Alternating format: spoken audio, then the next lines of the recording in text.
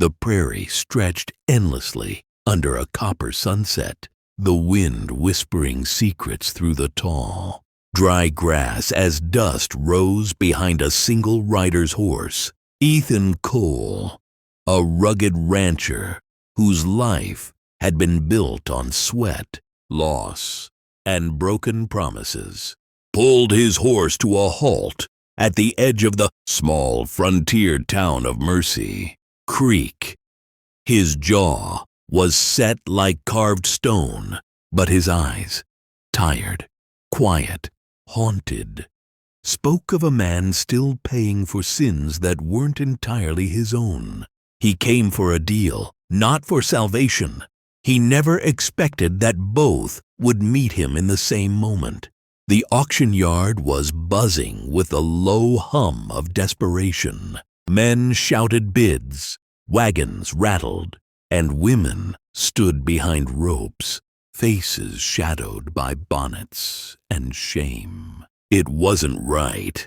It wasn't fair. But in the Wild West, fairness didn't always survive the day. Ethan had no interest in owning anyone. But when he saw her, bruised, silent, standing barefoot, with fire in her eyes, instead of tears, he felt something shift deep inside him. She wasn't begging. She wasn't broken. She was defying every man in that crowd with the simple power of her gaze. And before he knew it, his hand was in the air. The price was shouted. The hammer fell. The crowd moved on. He didn't even know her name. Later, when the night stretched over the open plains and the stars hung like judgment, she finally spoke. Her voice was soft, trembling but steady. "You paid for me," she said, turning toward him. "Now do it." Ethan froze. The words carried no seduction, only pain. It was a challenge, not an invitation. She wanted to see what kind of man he was, whether he was like the rest. The silence between them was heavy enough to crush both their hearts. But Ethan didn't move closer. He threw his coat over her shoulders and said quietly, "No, ma'am, I didn't pay to own you. I paid to set you free." That night changed everything. Days turned into weeks, and she worked alongside him on the ranch. Her hands blistered, her spirit unbroken. Her name was Clara, and she was tougher than the dust storms that whipped across the valley. Ethan didn't ask about her past, but it lingered between them like an untamed ghost. He taught her to ride, to rope, to shoot straight, and in return, she taught him something far rarer: how to forgive himself. The more time they spent together, the more he realized that freedom wasn't something you could buy. It was something you gave. But the world of the West never stayed quiet for long. One night, fire lit the horizon. Men came, riders from her past, seeking to reclaim what Ethan had taken. The ranch turned into a battleground, and Ethan stood his ground, defending her with the same fierce honor that had once nearly destroyed him. Clara fought beside him, her courage like wildfire.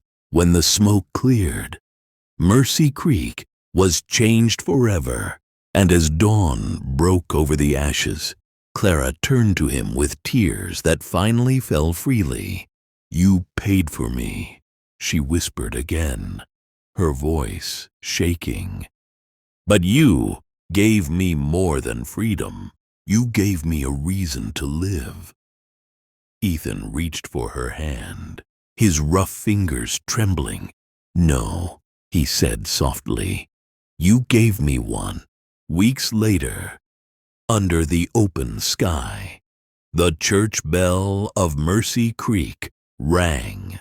The same town that had watched her sold now watched her walk down the aisle in a white dress that fluttered like a dove's wing in the desert wind. Ethan Cole, the rancher who once swore never to love again, stood waiting with eyes that no longer carried guilt, but hope. And so, in the place where freedom was once just a word, two broken souls became something whole. The bell that had rung for their wedding had barely cooled before the world reminded them that peace on the frontier was always rented, never owned. Mercy Creek woke the morning after the vows to find the horizon bruised with storm clouds. Ethan Cole stood on his porch, the brim of his hat shadowing his eyes, watching dust twist in the wind like ghosts rising from old graves. Beside him, Clara, now his wife, poured coffee into a tin mug, her hand steady despite the restless sky. She had learned steadiness from hardship. Now she carried it like armor. Life on the ranch settled into rhythm. Dawn came with the bleating of cattle, the smell of hay, and the warmth of a woman's laughter that turned a wooden house into a home. Ethan worked the land as if to earn forgiveness with every swing of his hammer. Clara attended the stock, the garden, the books. Neighbors rode in with congratulations, stayed for pie, and left whispering how the rancher who once lived alone now smiled when no one watched. But underneath that fragile happiness ran a river of memory neither could dam. Clara still woke from dreams that left her gasping, reaching for safety that only Ethan's arms could promise. He never asked what she saw in the dark. He just held her until the trembling stopped. By midsummer the ranch thrived. Grass grew thick, calves were born strong, and for a moment they dared to believe their story might end in peace. Then came the letter. It arrived folded in dust and sealed with the mark of a snaker brand Ethan hadn't seen in years. The letter was short. "You owe a debt, Cole. We collect soon." Ethan read it once, then twice, before sliding it into the fire. He told Clara nothing, but she saw the change, the old shadow crawling back behind his eyes. 2 nights later, riders came, 5 of them cutting through the dark like wolves. They carried torches and old grudges. Ethan met them at the gate with a rifle in hand and Clara behind him, her lantern lighting his shoulder. The leader dismounted, spitting tobacco and hate. "You bought her," he sneered. "She was ours to sell again." The words made Clara's blood turn cold. Ethan's voice stayed level. "Not anymore." The fight that followed wasn't clean or gallant. It was dirt and fear and gunpowder flashing like lightning. Clara fired first straight, and sure taken a man's, hat clean off his head and the courage out of his chest. Ethan's shots answered theirs until silence swallowed the yard. When the dust cleared, only 2 riders fled into the night, their torches dying in the wind.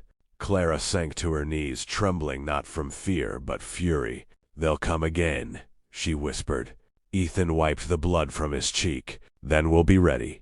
Days passed as they rebuilt fences and buried the past in shallow graves behind the barn. Mercy Creek whispered, gossiped, and then, like all towns, moved on. But for Ethan and Clara, something deeper took root. Survival had bound them tighter than vows. When rain finally came, it washed the soot from the ranch and left the world smelling of clean earth and second chances. Under that rain, Ethan pulled Clara close. No preacher, no crowd, just 2 hearts promising to keep choosing each other every dawn that came after. As seasons turned, the legend of Mercy Creek grew. Folks said the rancher and his wife had tamed not just land, but fate itself. Some swore they'd seen them years later, gray-haired, still riding side by side at sunset. The woman laughing into the wind and the man smiling like a man finally free.